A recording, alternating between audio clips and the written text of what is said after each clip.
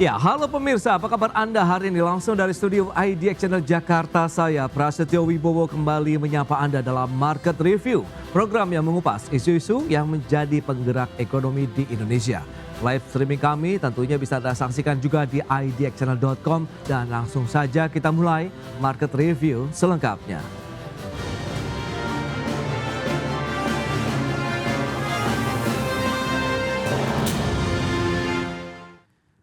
Ya, pemerintah akan meningkatkan realisasi program pembangunan 3 juta rumah di tahun 2026. Adapun investasi untuk program 3 juta rumah dari APBN tahun 2026 mencapai 57,7 triliun rupiah untuk 770 ribu rumah. Saudara-saudara sekalian, program 3 juta rumah untuk rakyat diberikan melalui berbagai skema, antara lain fasilitas likuiditas, pembiayaan perumahan FLPP, dukungan bantuan stimulan perumahan swadaya BSPS di desa dan kota dan pesisir, serta dukungan PPN DTP untuk rumah komersial dalam mendukung pembangunan rumah yang layak huni dan terjangkau. Total jumlah rumah yang akan mendapat dukungan APBN 2026 adalah 770 ribu rumah. Demikian pernyataan Presiden Prabowo Subianto mengenai kelanjutan pelaksanaan program 3 juta rumah di tahun 2026 yang akan mendapat dukungan dari Anggaran Pendapatan Belanja Negara atau APBN 2026. Adapun total jumlah rumah yang akan mendapat dukungan APBN di tahun depan mencapai 770 ribu rumah. Program 3 juta rumah untuk rakyat nantinya akan diberikan melalui berbagai sejumlah skema, antara lain fasilitas likuiditas pembiayaan perumahan atau FLPP, kemudian dukungan bantuan stimulan perumahan swadaya atau BSPS di desa, kota, dan pesisir, serta dukungan PPN DTP untuk rumah komersil dalam mendukung pembangunan rumah yang layak huni dan terjangkau. Berbagai sumber untuk IDX.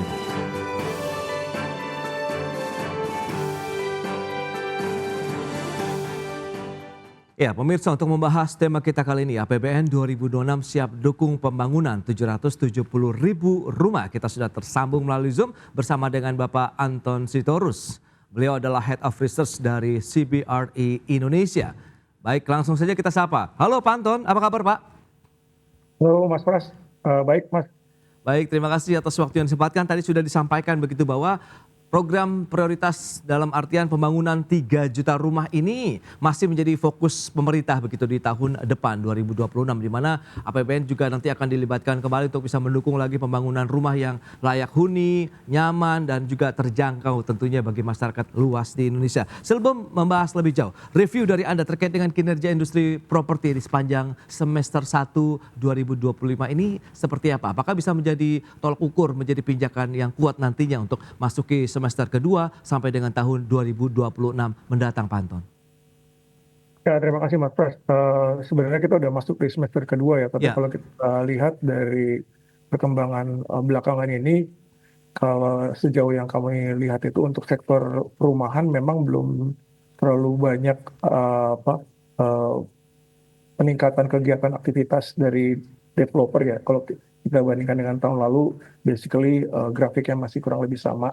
Tapi kalau kita lihat dari sektor komersial, terutama di kawasan industri, terlihat memang sudah ada peningkatan dari segi inquiry, karena kita juga tahu bahwa setelah pengumuman Trump mengenai tarif itu, sepertinya negara-negara di kawasan Asia Tenggara termasuk menjadi pilihan ekspansi dari sejumlah perusahaan Cina yang akan investasi di sini. Jadi kita melihat mulai mengalir inquiry ya, untuk pengembangan khususnya kawasan industri dan komersial, dan diharapkan ini akan terus menjadi salah satu pendorong kegiatan bisnis properti di tahun-tahun mendatang, Mas. Baik. Berarti memang dari sisi kawasan komersial juga sudah mulai bertumbuh begitu, dalam artian iklim investasinya, kemudian minat masyarakat maupun pelaku industri untuk berinvestasi, kemudian mereka membeli produk-produk properti, sudah mulai ada peningkatan begitu Pak Anton? Iya, sedikit banyak sudah mulai ada perbaikan ya. Saya pikir ini merupakan dampak positif dari perkembangan ekonomi global yang mana ya negara-negara seperti Indonesia di Asia Tenggara ini menjadi salah satu alternatif tujuan investasi dalam persaingan ekonomi global belakangan ini, Mas. Oke, baik. Dan ini nampaknya sudah bergabung juga ya. Ada Pak Dedi Indra Setiawan. Beliau adalah Sekjen Asosiasi Pengembang Perumahan dan Permukiman Seluruh Indonesia atau APERSI. Kita langsung sapa saja begitu. Halo Pak Dedi, apa kabar Pak? Ya, masih di mute sepertinya Pak Dedi. Ya, baik, alhamdulillah Mas. Baik, terima kasih juga atas waktu yang disempatkan Pak Dedi. Tadi sudah disampaikan review dari Pak Anton begitu dari sisi penjualan, kemudian produktivitas dari sektor properti memang ada sedikit tertahan, tapi dari sisi sektor komersialnya ini sudah mulai bertumbuh. Nah, dari APERSI sendiri melihat bagaimana review kalau kita bicara mengenai sektor properti hingga saat ini nih? Silakan. Kalau dari APERSI Mas kan melihat nih yang memang paling disorot adalah program FLPP nih di kami kan. Oke. Realisasi sampai sekarang kurang lebih itu 150 ribuan Mas. Oke. Dari target atau kuota yang Pak Menteri selalu bicara 350 ribu untuk tahun ini. Nah kami di beberapa asosiasi ini memang lagi berjuang bagaimana kuota ini bisa terserap semua. Problemnya adalah di demand Mas. Oke. Demand itu banyak dari masyarakat yang sudah ngambil, mereka terkendala dengan seperti slik gitu, yang kena pay letter, kena pinjol seperti itu. Jadi mereka nggak bisa ambil rumah seperti itu. Baik, lantas upayanya apa saja begitu untuk bisa meningkatkan daya serap begitu dari produktivitas properti, kita bahas nanti di segmen berikutnya. Kita akan jeda sebentar Pak Anton dan juga Pak Didi, dan pemirsa kami akan segera kembali usai pariwara berikut ini.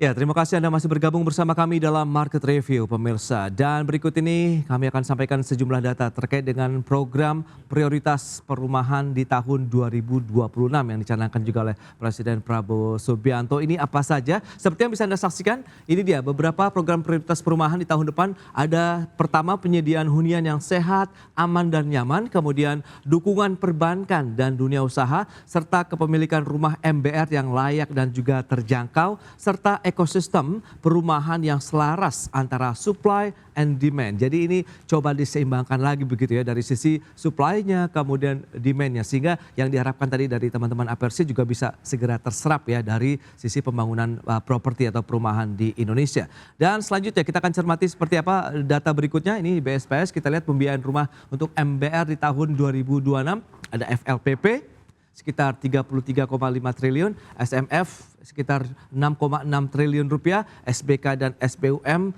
5,6 triliun rupiah. Sementara pembayaran FBR sendiri sebanyak pembiayaan maksud kami sekitar 350 ribu rumah begitu.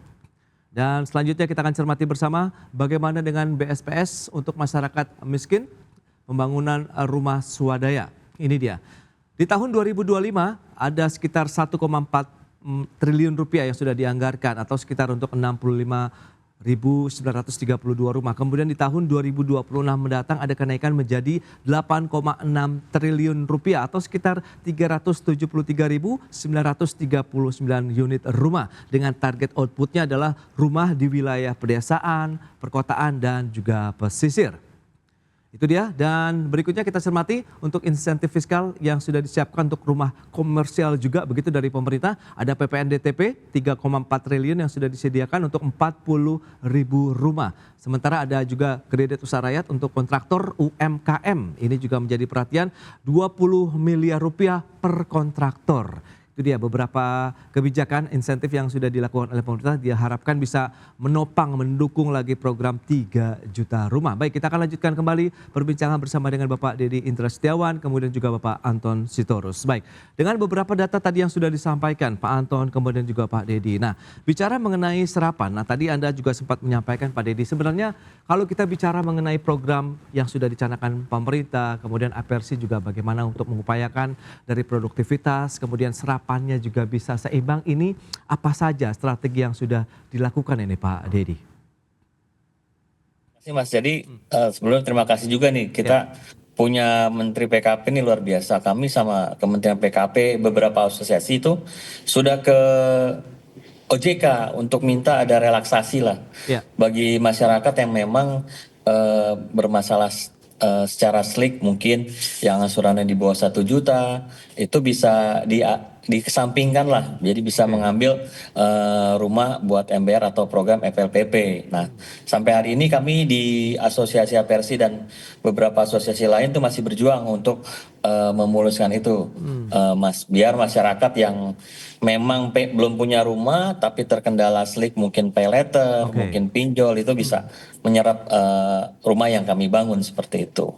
Baik. Nah, Pak Anton, lantas dari sisi pengamat Anda melihat bagaimana dengan kebijakan? Nah, ternyata kendala kaitannya dengan masih adanya masyarakat juga yang berminat membeli rumah, kemudian tapi terkendala dengan SLIK atau SLIK ini, Pak Anton.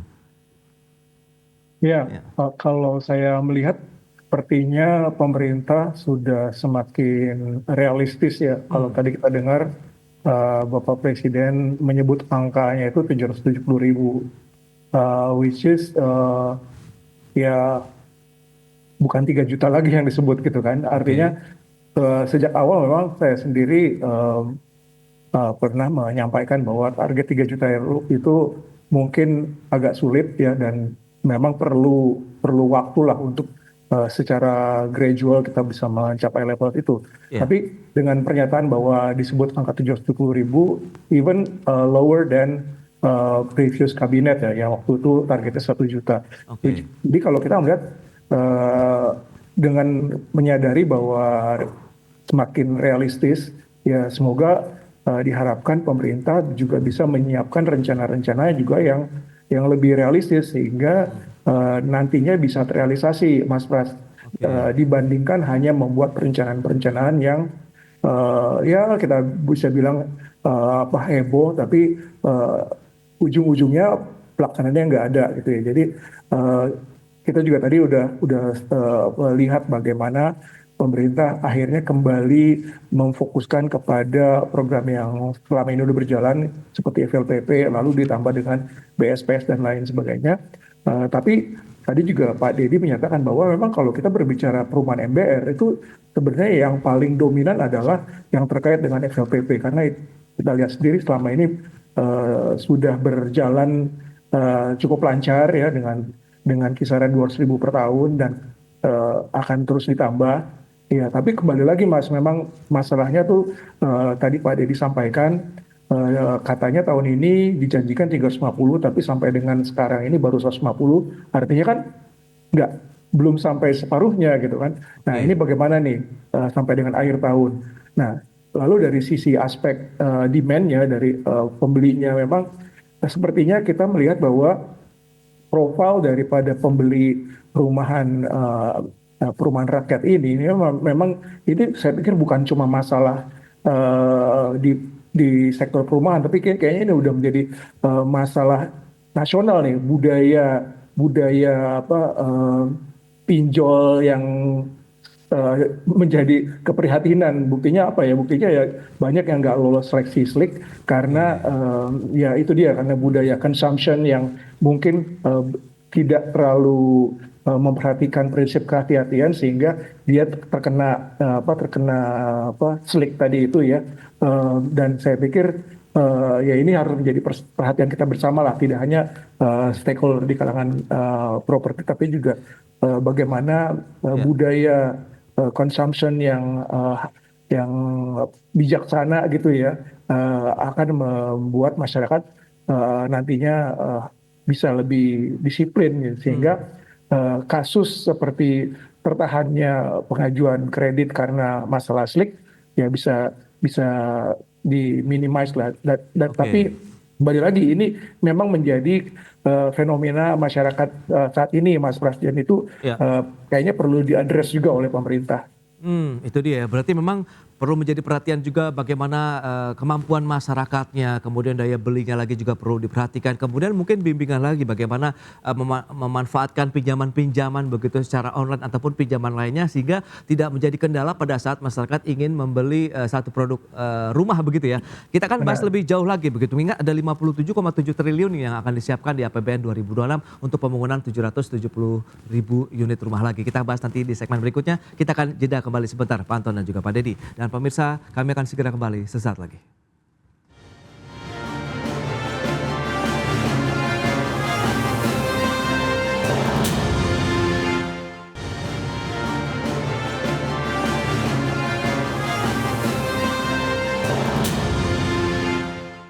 Baik pemirsa, kita lanjutkan kembali perbincangan bersama dengan Bapak Dedi Indra Setiawan, Sekjen Asosiasi Pengembang Perumahan dan Permukiman Seluruh Indonesia Persi, kemudian juga Bapak Anton Sitorus, Head of Research CBRE Indonesia. Nah, menyikapi dengan beberapa tantangan tadi yang sudah disampaikan Pak Anton, nah Pak Dedi, lantas bagaimana Anda melihat potensi dari pembangunan perumahan meskipun ada kendala begitu baru 150 ribuan unit rumah yang dibangun saat ini, masih ada sampai dengan sisa akhir tahun untuk menyentuh 350 ribuan dengan 57,7 triliun yang disiapkan untuk pembangunan 770.000 unit di tahun 2026. Menurut Anda bagaimana kansnya dengan beragam skema yang juga sudah disampaikan tadi, ada FLPP, SMF, SBK, SBUM, begitu Pak Dedi?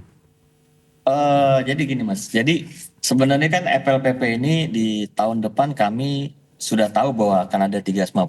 Pengembang pasti secara lokasi tanah, supply segala macam, insya Allah itu cukup lah kami membangun. Jadi tinggal kami ini mendobrak demand. Nah kemudian juga tadi disebutkan PPNDTP ya Mas ya. Nah untuk 40.000 kami agak mengkritisi nih PPNDTP. Kalau bisa jangan dibuka per 6 bulan karena kan kalau komersil itu bangunnya bukan cuma 2 bulan kan 3 bulan, bahkan rumah-rumah mewah itu kan ada 6 bulan. Jadi ketakutan pengembang ini pada saat dia menjual kan itu rumah harus ready ya Mas ya. Nanti pada saat dia ngejual sudah menjanjikan bahwa ada PPN gratis dari pemerintah, pada saat realisasi kan belum ada kejelasan bahwa mungkin di bulan Juli ada dibuka lagi untuk 100% atau 50%. Ini kesulitan di para pengembang. Usulan kami ada baiknya satu adalah dibuka untuk 1 tahun.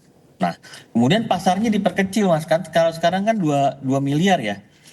2 miliar itu bebas PPN, program PPN DTP. Kalau bisa di bawah 1 miliar. Karena kami melihat nih ada azas keadilan lah kalau kita bicara PPN itu kan disubsidi itu kan dibayar pemerintah itu PPN DTP 11%. Angka 2 miliar itu kan berarti 220 juta yang diterima oleh masyarakat yang mampu sebenarnya. Kami mengusulkan sebenarnya di bawah 1 miliar. Jadi pendapatan pemerintah juga tidak hilang untuk rumah yang di atas 1 miliar. Karena kalau kita hitung rumah FLPP itu disubsidi paling kurang lebih sekitar 80 juta. Subsidi bunga sama subsidi PPN ya kalau kita hitung. Nah, makanya kami berapa kali ngomong ke Pak Menteri diturunin ke angka 1 miliar gitu. Jadi biar inilah. Terus kemudian juga program PPN DTP ini kan nggak serumit mendapatkan free PPN, nggak serumit pada saat seperti MBR ini mau ambil rumah Mas. Kami itu banyak yang komponen yang harus atau hal-hal yang harus dipenuhi. Bahwa misalnya kami pengembang ini harus ada namanya SLF. Kalau di rumah komersil nggak ada namanya SLF kan. Seperti itu. Kemudian juga rumah subsidi ini wajib minimal 5 tahun itu tidak boleh dioper tangan. Nah kalau di PPN DTP kan nggak ada jaminan bahwa setelah mereka terima PPN DTP mereka boleh jual lagi kan, seperti itulah intinya. Tolong di rumah FLPP ini dikaji ulang lah, agak diperlunak lah. Buat biar masyarakat, intinya masyarakat itu yang berpenghasilan rendah itu bisa punya rumah. Tapi terima kasih sekali bahwa Pak Menteri sudah memperluas jaringan terkait gaji. Jadi gaji bisa sampai 14 juta. Berarti kan agak menjangkau sampai masyarakat berpenghasilan tanggung MBT, seperti itu Mas. Oke. Nah, Anda melihat optimisme sendiri ke depan seperti apa? Bisa kesiapan Persi sendiri untuk mendukung 770.000 unit rumah begitu di tahun depan? Kami optimis bahwa di tahun depan karena udah melihat ini kami optimis. Bahkan pertemuan minggu lalu sama Pak Menteri bahwa Pak Menteri bilang 350.000 ini harus habis bagaimanapun caranya. Oke. Kami beberapa kali sekarang lagi melakukan terobosan bertemu dengan para pengusaha melalui Apindo, Ya. bagaimana bahwa mereka terus kemudian ada program BPJS TK yang bekerja sama yang sebagai anggota BPJS TK itu kami memberikan stimulus lagi Mas dari pengembang menggratiskan uang mukanya seperti itu biar 350.000 diserap gitu. Itu program yang kemarin kita launching di Kementerian Tenaga Kerja seperti itu. Baik, baik. Nah, Pak Anton, tantangan masih ada begitu. Tapi kalau kita cermati dengan skema-skema pembiayaan yang sudah dilakukan dan disiapkan untuk tahun 2026 mendatang dengan beberapa tantangan terkait dengan serapan, daya beli masyarakat yang harus didorong lebih tinggi lagi, Anda melihat bagaimana potensinya? Mengingat memang kebutuhan backlog pun masih tinggi sebenarnya, Pak Anton.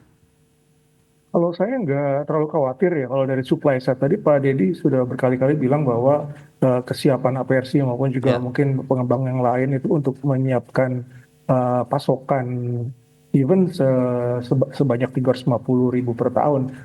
Saya nggak terlalu meragukan itu ya karena kemampuan itu pasti ada lah. Oke. Yang jelas bagaimana pemerintah bisa benar-benar menyalurkan alokasi yang sudah dianggarkan itu yang menjadi critical factornya apakah memang benar-benar realisasinya bisa dilakukan sepenuhnya di lapangan dan juga tadi Pak Dedi juga menyampaikan kalau bisa untuk yang PPNBP itu windows of opportunity jangan cuma 6 bulan tapi kalau bisa lebih panjang supaya ada kepastian. Jadi kalau dari segi supply side-nya sih memang nggak terlalu masalah. Iya.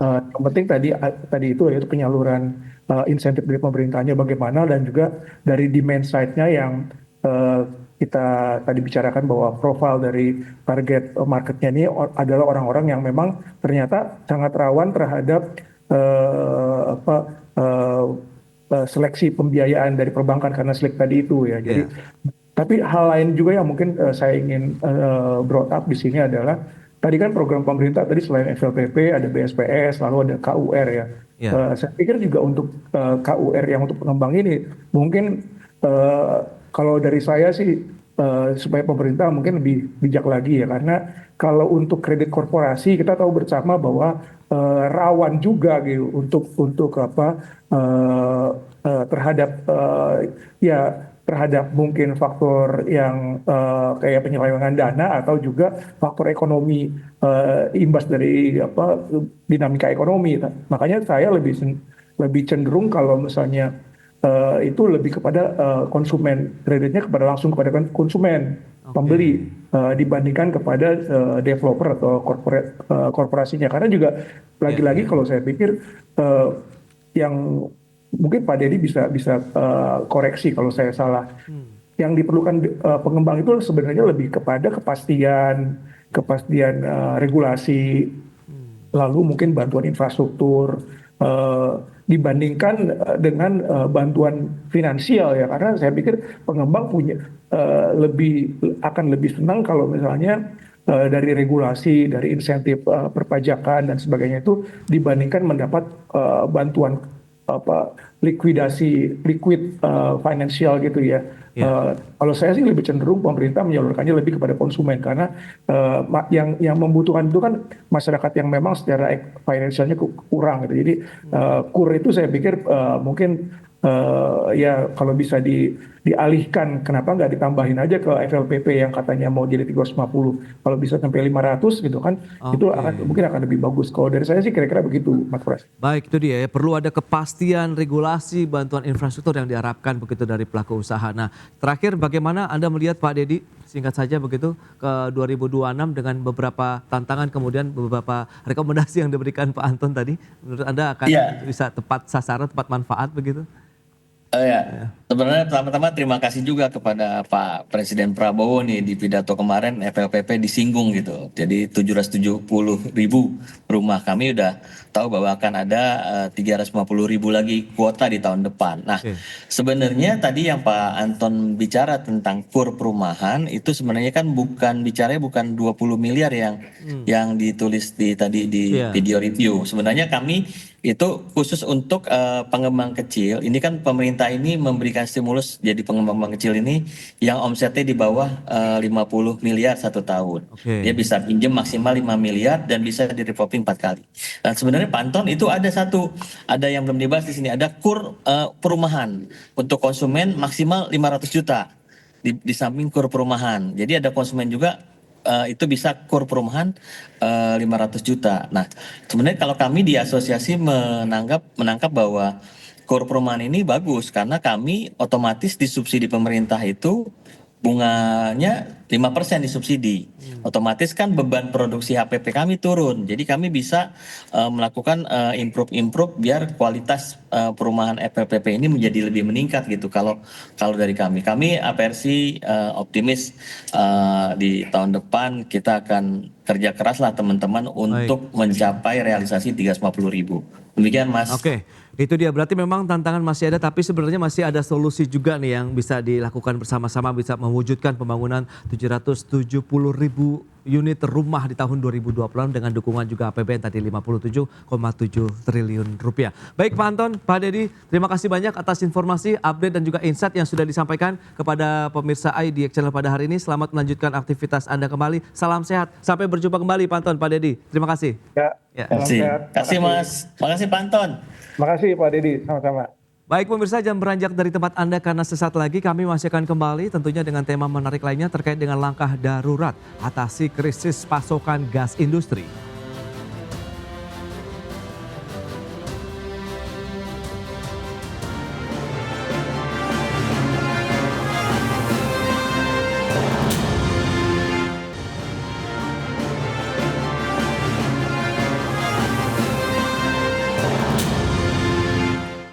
Ya, Kementerian membentuk Pusat Krisis Industri sebagai langkah antisipatif atas krisis pasokan gas terhadap industri penerima harga gas bumi tertentu. Sebelumnya, sejumlah asosiasi pengguna HGBT mengeluhkan gangguan yang terjadi dalam suplai gas ke industri. Kementerian Perindustrian membentuk Pusat Krisis Industri Penggunaan Harga Gas Bumi Tertentu atau HGBT. Pembentukan krisis center tersebut sebagai langkah cepat menampung keluhan pembatasan pasokan subsidi gas ke industri penerima. Juru bicara Kemenperin, Febri Henry Antoni Arif, dalam keterangannya menyebut langkah pembentukan pusat krisis diambil pasca tersebarnya surat produsen gas nasional pada industri penerima HGBT, bahwa akan diberlakukan pembatasan pasokan sampai 48% saja. Sebelumnya sejumlah pelaku industri yang diwakili Asosiasi Aneka Keramik Indonesia dan Asosiasi Kaca Lembaran dan Pengaman Indonesia mengeluhkan gangguan suplai gas ke industri prima HGBT. Namun PT Perusahaan Gas Negara Tbk atau PGN selaku produsen dan penyalur gas kepada industri berdalih gangguan pasokan disebabkan faktor keadaan kahar atau force majeure. Dalam hal ini PGN pun menerapkan kebijakan kuota pemanfaatan HGBT sebesar 48% dari kebutuhan, di mana setiap penggunaan gas di atas kuota akan dikenai biaya tambahan sebesar 12% dari harga $14,8 per miliar British Thermal Unit atau setara dengan $17,8 per MMBTU. Berbagai sumber untuk ID Action. Baik pemirsa, untuk membahas tema kita kali ini langkah darurat atasi krisis pasokan gas industri. Kita sudah tersambung melalui Zoom bersama dengan Bapak Justinus Gunawan. Beliau adalah Ketua Umum Forum Industri Pengguna Gas Bumi FIPGB. Kemudian juga Mas Aryo DP Irhamna, Ekonom Indef. Langsung saja kita sapa ini. Halo Pak Justinus, apa kabar? Apa kabar? Baik. Pak Prasetyo. Terima kasih atas waktu yang disempatkan. Kemudian Mas Aryo, apa kabar Mas?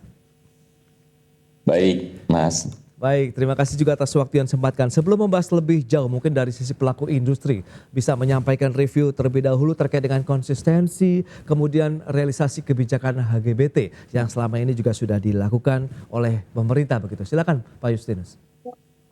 Kebijakan HGBT dilaksanakan inkonsisten. Perpres 121 tahun 2020 yang dilaksanakan oleh Kepmen SDM nomor 76 tahun 2025 tampaknya diacuhkan oleh penyalur dalam ini mayoritas PGN. 40% adalah angka yang unbelievable karena sepertinya kita dipaksa untuk menurunkan utilisasi ke 48%. Seperti tadi disampaikan, apabila kita menggunakan lebih maka dikenakan harga hampir 17,8 US dollar per MMBTU. Ini sangat tidak dapat dipercaya gitu, Mas Prasetyo. Kami jadi gelagapan menanggulangi proses produksi sehingga feeding bahan baku itu harus diturunkan sesuai dengan pasokan gas dengan tekanan rendah gitu ya. Itu tidak mudah karena juga kami harus mencari peralatan lagi yang dulu tidak kami gunakan untuk digunakan kembali sedapat mungkin mencarikan energi alternatif termasuk light oil atau batu bara. Ya ini kan pengaturan tenaga kerja juga ya. Gitu Mas Prasetyo. Ini yang kami gelagapan kalang kabut terus terang semuanya ya. Makanya kami juga mohon bantuan gitu.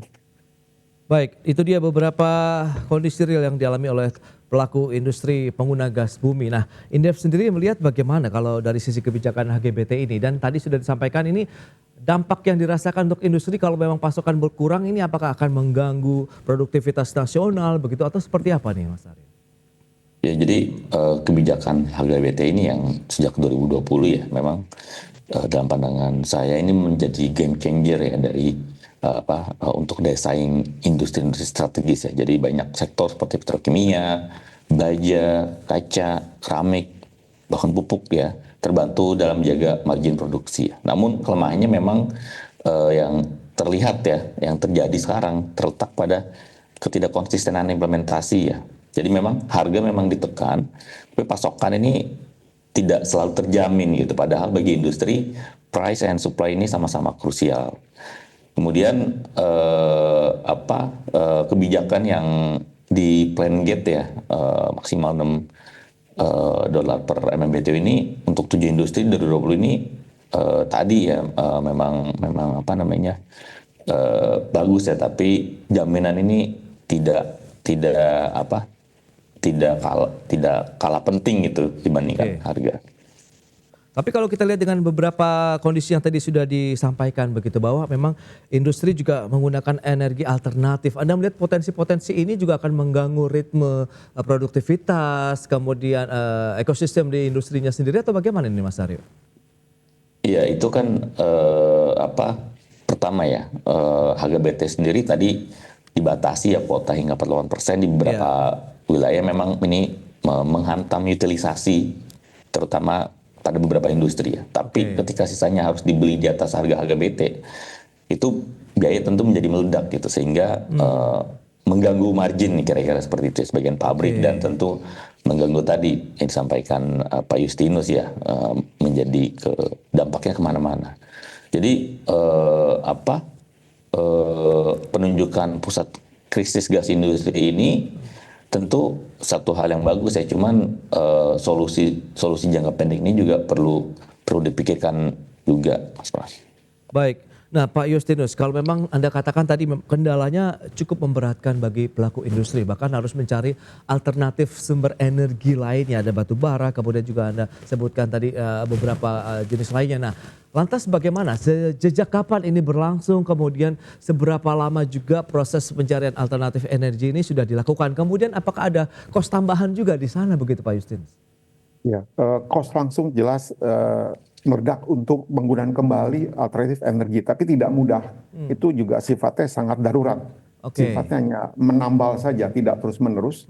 Karena itu tidak kami inginkan, karena selain juga sangat risiko tinggi dan juga isu-isu lingkungan. Tetapi yang terpenting bahwa kepastian, tapi disampaikan oleh Pak Aryo bahwa kepastian mengenai pasokan dan harga itu menjadi sesuatu yang tidak bisa ditawar, harus keniscayaan gitu ya. Kami sekarang ini harus komit terhadap pelanggan untuk memenuhi tepat jumlah, tepat waktu, dan tepat mutu. Apapun yang terjadi di belakang kami harus termasuk tadi apapun ditempuh gitu.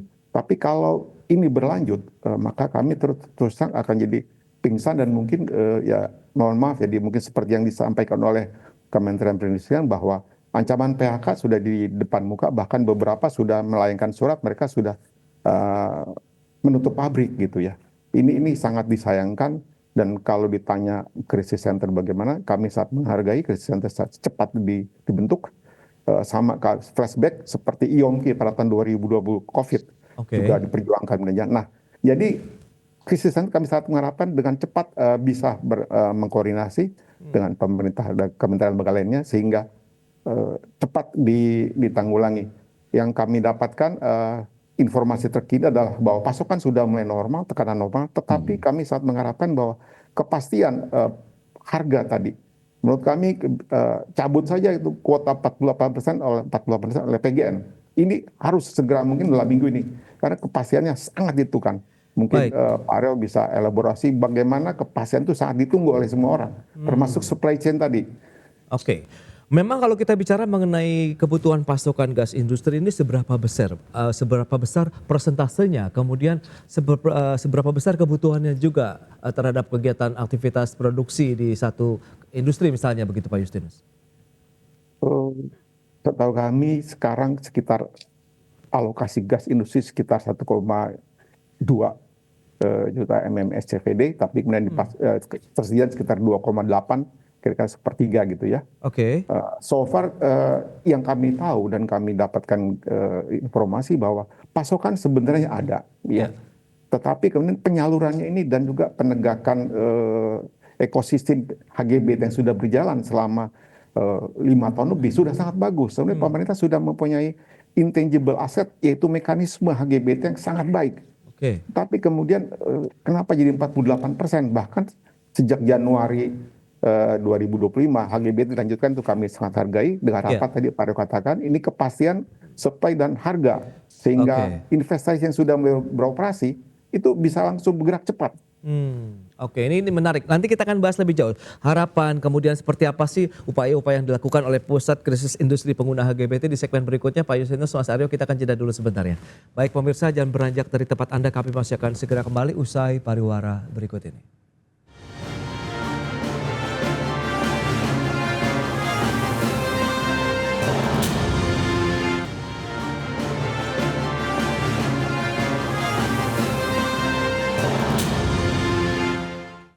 Ya, Anda masih menyaksikan Market Review pemirsa, dan berikut ini kembali kami sampaikan sejumlah data untuk Anda terkait dengan subsektor manufaktur penerima harga gas bumi tertentu. Ini dia beberapa di antaranya, ada industri baja, kemudian petrokimia, oleokimia, kemudian keramik, kaca, pupuk, dan juga sarung tangan karet. Ini adalah beberapa subsektor industri yang menerima HGBT. Dan selanjutnya, bagaimana dengan pekerja di industri pengguna gas? Ini ada berapa banyak?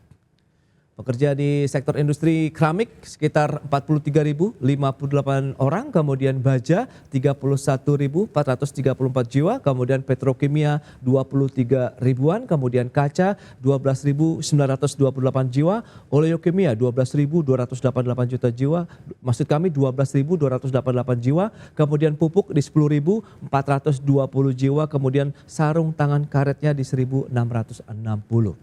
Dan selanjutnya kita akan cermati bersama bagaimana dengan pembentukan dari Pusat Krisis Industri Pengguna HGBT. Ini dia beberapa hal yang perlu dicermati. Menerima aduan dari industri pengguna HGBT secara langsung dan terstruktur. Kemudian menjadikan laporan sebagai acuan dalam menghadapi krisis HGBT. Kemudian wujud akuntabilitas publik Kemenperin sebagai pembina industri. Nah ini dia. Kita lihat apakah ini benar-benar bisa menjadi game changer, menjadi solusi yang solutif ya untuk industri yang menerima HGBT. Kita lanjutkan kembali perbincangan bersama dengan Pak Justinus Gunawan, kemudian juga Mas Aryo DP Irhamna. Baik, itu dia. Dengan beberapa informasi tadi yang sudah disampaikan, Mas Aryo, seberapa urgent akhirnya dan seberapa efektif yang diharapkan dengan pembentukan Pusat Krisis Industri Pengguna Gas Bumi ini? Iya, jadi pertama ya, PGN menyampaikan ya bahwa terjadi force major ya, dalam rantai pasok energi tertentu gitu ya. Namun itu memang mungkin terjadi ya, tapi bagi industri dari ini tidak bisa dijadikan solusi permanen. Karena kontrak komersil gas itu bersifat rigid dan committed. Jika diganggu maka ada penalti gitu ya, baik di hulu maupun di hilir. Ya jadi pemerintah dan bersama PGN ya tentunya perlu menyiapkan mekanisme kontingensi ya, misalkan impor LNG jangka pendek gitu, swing kontrak atau cadangan strategis ya untuk melindungi industri dari shock pasokan yang terjadi sekarang ini. Itu satu. Kemudian yang kedua ya tadi ya terkait kebijakan kuota ya, ini saya pengen menambahkan ya. Jadi memang dalam pandangan saya ini kontraproduktif ya, karena tadi saya sampaikan ini perlu kepastian harga ya dan pasokan ya. Jadi bukan hanya harga ya. Jadi karena mungkin selama ini pemerintah melihatnya hanya harga, memang itu penting ya, tapi tidak serta-merta pasokan itu menjadi sekunder. Ini sama-sama primer nih, harga dan pasokan. Kemudian kebijakan pembatasan ini, kuota ini ya, ini kalau salah membuat perencanaan produksi menjadi kacau ya, karena membatasi 48% ini ya berarti pemerintah di satu sisi memberi subsidi, tapi di satu sisi dia menarik kembali gitu dengan beban tinggi ya, dan ini berat bagi industri padat energi. Spike cost ya, ini langsung naik ya jadi 17,8 ya per MMBTU, ini sangat tidak kompetitif ya dibanding negara lain. Kemudian terkait pusat krisis ini ya, jadi ada 3 hal yang menurut saya yang perlu diperhatikan ya dari time horizon ya. Pertama, dalam jangka pendek ya, ini perlu ada cadangan gitu ya, yang jika terjadi lagi gitu force major seperti ini ya tentu harus ada gitu. Mungkin juga ini meskipun akan sedikit mengganggu neraca perdagangan ya, perlu memaksimalkan impor ya LNG sebagai penyangga ya lewat FSRU ke terminal ya, dengan memanfaatkan freight yang sedang rendah untuk menekan delivery cost. Kemudian perlu ada relaksasi ya, take or pay ya sementara di hilir agar pabrik ini tidak dihukum nih saat jadi seperti ini. Dan tentu jangka menengah juga perlu renegosiasi alokasi domestik, kemudian standarisasi kontrak swap atau swing gitu ya antar koridor, ada hedging juga. Jadi memang ada beberapa ini. Kemudian jangka panjang yang menurut saya tidak kalah penting ya. Jadi tata kelola gas untuk industri ini harus direform gitu. Satu planning book gas industri ya, volume, sumber, pipe ya, topologi, cadangan, dan memang harus tidak hanya pemerintah, ini harus ada kolaborasi yang apik gitu pemerintah dan pelaku usaha gitu. Nah ini bottleneck-nya apa yang harus kita coba urai kemudian disambung kembali menjadi simpul yang lebih menguntungkan, win-win solution lah dari sisi penyalur, penerima HGBT-nya sendiri, Mas Aryo. Iya, jadi bisa membuat regulatory scorecard ya secara beberapa periode, misalkan triwulanan gitu ya, firm misalkan pasokan, kemudian pressure dan outage per menit juga gitu ya, dan juga kepastian ini tadi ya topik kita pada saat ini ya, jadi minimal bisa 5 tahun rolling gitu, bukan perpanjangan tahun ke tahun. Kemudian price volume commitment juga bersifat yang jelas gitu ya. Dan formula kelebihan volume ini berbasis pasar juga gitu ya. Kemudian klausul kompensasi RS yang otomatis gitu ya. Dan transparansi biaya regas juga dan transportasi. Jadi memang ada banyak hal-hal teknis ya. Karena apa? Karena ini kalau tidak segera ditangani ya, ini betul-betul sangat mengganggu daya saing industri secara makro, kira-kira seperti itu. Baik, nah Pak Justinus, apa yang diinginkan dari pelaku industri begitu? Mengingat Anda sampaikan tadi sempat sudah normal kembali begitu ya, dikatakan untuk pasokan gasnya sendiri. Nah lantas bagaimana ke depannya? Keberlangsungan ini akan berpotensi jangka panjangkah begitu? Atau potensi hari seperti ini, force major seperti disampaikan tadi sebelumnya juga akan tidak bisa kita elakkan kalau memang itu terjadi begitu Pak Justinus? Ya, force major menyebabkan tekanan turun dan sekarang sudah normal. Seharusnya tidak ada gangguan lagi juga tadi seperti Pak Aryo katakan mengenai harga. Bahwa kami ulangi lagi bahwa jadi price and volume itu menjadi suatu 2 hal yang harus ya Pak Aryo ya. Dan kami kalau mohon kutip, saya kutip Pak Aryo bahwa ada suatu monitoring 3 bulan secara melekat pengawasan dengan transparansi data bagaimana perkembangan HGBT ini.